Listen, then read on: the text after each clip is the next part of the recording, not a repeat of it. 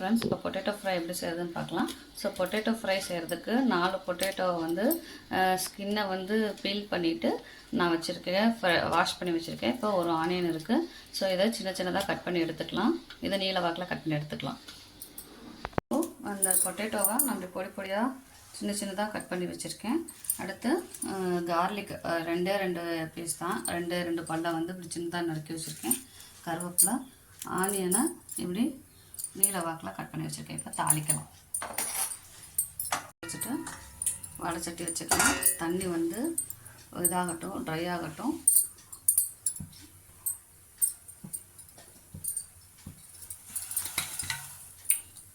காஞ்சிச்சு. இப்போ எண்ணெய் ஊற்றிக்கலாம். கடுகு உளுந்தம் பருப்பு போட்டுக்கலாம்.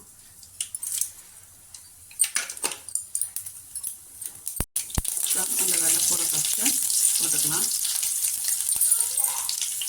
போட்டுட்டு ஆனியன் போட்டுக்கலாம். ஆனியன் வந்து வதங்கட்டும்.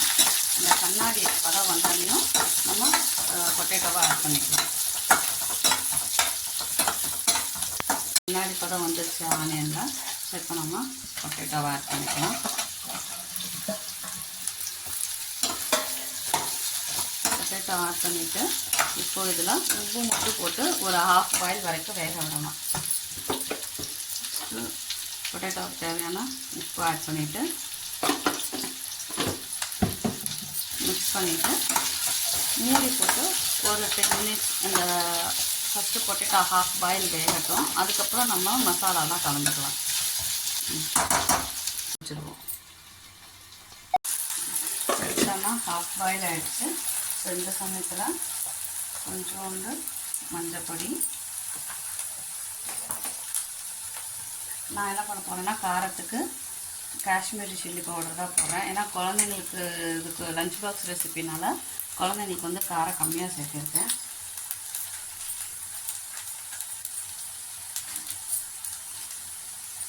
அவ்வளோதான், வேறு எதுவும் ஆட் பண்ண போகிறதில்ல. ஸோ இதை மிக்ஸ் பண்ணி விட்டுருவோம். இப்போ பெரிய நூலுக்கு வரமிளகா அப்படி சேர்த்துக்கலாம். ஸோ இப்போ இதை நல்லா பரட்டி விட்டுட்டு அங்கேயும் நம்ம என்ன பண்ணலாம், மூடி போட்டு வேக விட்டுறலாம்.